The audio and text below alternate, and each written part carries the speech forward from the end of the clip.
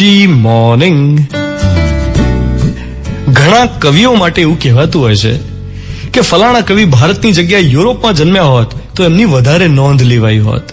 ઘણા ચિત્રકારો, કવિઓ, સાહિત્યકારો, photographers, actors, film makers, સર્જકોને એવું લાગે છે કે પ્રજાએ એમની જોઈએ એટલી કદર કરી નથી.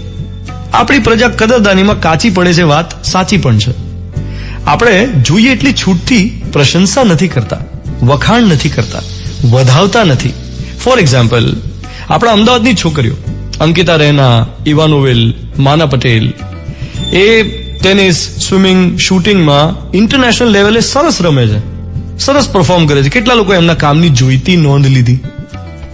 ચલો, આ તો પબ્લિક લાઈફની વાત થઈ. પ્રાઇવેટ જીવનમાં, તમારા અંગત જીવનમાં જુઓ ને કેટલા બધા લોકો છે જેમની જે કદર થવી જોઈએ એ થઈ નથી અથવા તો કદર થતી નથી. સાચા વખાણ એ સંબંધની ગાડીનું પેટ્રોલ છે. તો આજે નક્કી કરીએ કે દિવસના અંત સુધીમાં એક જણના વખાણ તો કરવા જ છે. રોજ એક જણના, કોઈના પણ.